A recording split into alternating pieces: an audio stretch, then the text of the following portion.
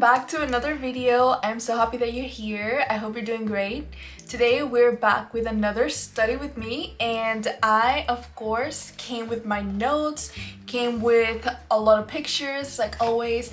This time I am gonna try to include a little bit more images on the video while I talk about the artists and their work. But yeah, I am gonna be talking today about Paul Cezanne, and this time I was a little bit surprised because I didn't know how involved his art was with the modern art today. Like, I had no idea because I've seen his work before and I thought he was an impressionist, and I just thought he was part of the impressionist movement. I don't really know, at the time I didn't really know any of his background, so just based on his art alone, I always thought he was just another impressionist artist. So this is gonna be a really interesting one. Paul Cezanne was referred to as the father of modern art, and it's really interesting how we got there because it all started with his journey into the Impressionism.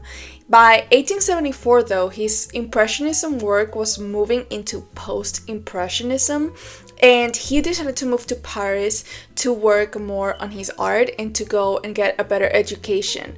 But once he got there, he realized that the Paris life was not for him. He was very reclusive. He was not really into that city life and that busy atmosphere. So he left, and a couple years later came back, and this time decided he's gonna stay and he's gonna make it work. This time he found a lot of inspiration on the Parisian life with the people and the everyday atmosphere in Paris. So by 1864, he was already a little bit older in age. He was already 25, and he was feeling like by this time he should have already been a little more recognized, which created a lot of frustration for him. And that frustration was evident in the way that he acted when he was trying to get into exhibits. He had a really bad attitude, and a lot of the times when he got rejected from these exhibitions, he would send again another painting as an attempt with a letter complaining and basically expressing his anger to the exhibit. One of the reasons why the exhibits did not really like his art as much is because of the dark subjects of his art.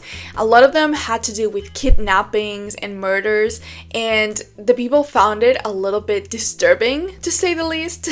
But also, he did not really have the same discipline that most artists had at the time. A lot of his art was very imaginative, because in a lot of his earlier paintings, we can see a mix between some reference, mostly for the landscape or the backgrounds, but the people seem to have been done from his imagination. It's known that he did not really work with a lot of models at first, so this was not really the practice at the time, and that's one of the reasons why his art wasn't really considered for these exhibits. By 1870, war broke in France and he fled with his mistress. That's where we kind of start seeing a little bit of a shift on his work, because after he left the city, he started to focus more on landscapes inspired by the landscape that he was seeing where he moved, and he also went for a more lighter approach. He used lighter colors but also lighter subjects. It was a very big change from his art previously. He was then invited to stay over by Camille Pissarro, who he himself referred to as his master.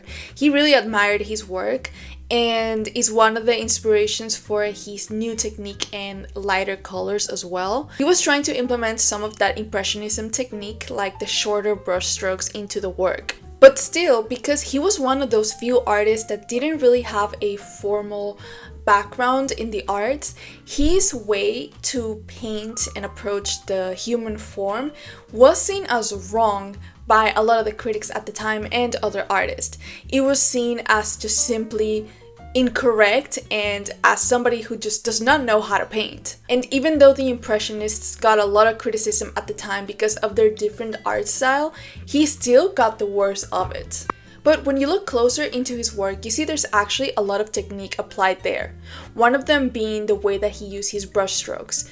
All of them seem to be exactly on the same direction, or it was either diagonal and horizontal, but there is always order in his brushstrokes. There's always a lot of technique being applied. And also in the way that he used paint, with the thickness and the way that he applied the contrasting colors, he was really trying to simulate a feeling of depth into it. The way that he would try to show depth and try to bring a little more of that three-dimensional effect to a two-dimensional flat canvas was through color alone sometimes. Another really interesting thing that he did with his art was his use of perspective. We can see in some of his paintings, for example on his painting Kitchen Table, that a lot of the elements here are seen from a different perspective. If you look at the vase, it's as if we're looking down into it, but the fruit basket, we can see it at a level position. So each one of his items is as if he was moving around and trying to capture them in a different position, a different perspective, a different angle. And even the way that he painted the shadows and the lights and the way that they react with the other items around, they almost seem like they each exist in their own separate plane, and then they're just brought together into the same painting, which is one of the things that gives root to a lot of the modern art that he inspired. With a lot of his still life paintings as well, we can see that focus into the geometric aspect of them. He even said that everything can be reduced to three shapes: the sphere, a cylinder, and a cone, which gives root to a lot of the modern artists that came after him, Picasso for example. And that is what takes his work from Impressionism to modern art. Now I wanted to talk about some paintings specifically that really caught my attention and what's special about them and what do they show about his way of working. So first we have Bathers. Here we can see his style really coming out and the contrast of the landscape that was most likely done in plein air versus the people that were painted by his imagination. And also the tones and the colors, you can see that contrast in there too. It's a contrast between nature and a more realistic approach and his memory and his feelings, his emotion. Another example of this is The Fisherman, that in a similar way also has a strong landscape background contrasted with people that he painted from his imagination. Then we can see that transition when he begins to address more of the technical form and color into his work with the painting Still Life with Jar, Cup, and Apples. We see a little bit of a change in the contrast between the light and the dark shadows in this painting that he used a lot on his earlier work. We see a more refined color scale. And a lot of his still life, we can see similar things like that. For example, Still Life with apples and a pot of pin roses.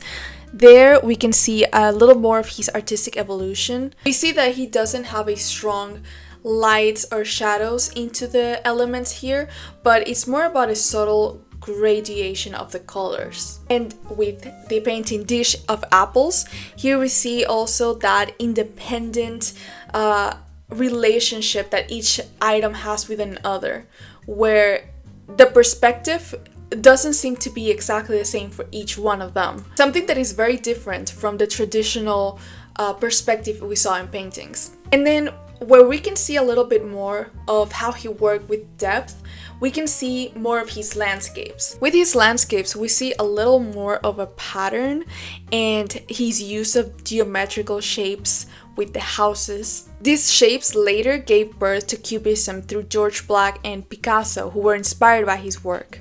And one of the things that I personally enjoyed a lot about his work is how you can see his evolution in his work was pretty drastic. He did not really stay just trying to do the one thing always, and I think that's something really inspiring because as an artist myself, I always struggle with finding what should be my style or my niche, and I think it's so refreshing to see how these artists, these masters and classic artists, they did not shy away from experimenting and trying new things. Also the way that he was so heavily criticized and rejected, but he never gave up, to the point that he became the father to a whole new art movement. I think that is absolutely inspiring and it's so incredible, and I really enjoyed going into his work and learning a little more about his technique. I hope you enjoyed today's video, and I'll be back next week with another study with me where we're gonna study more artists, more art movements, a little bit of everything. Bye!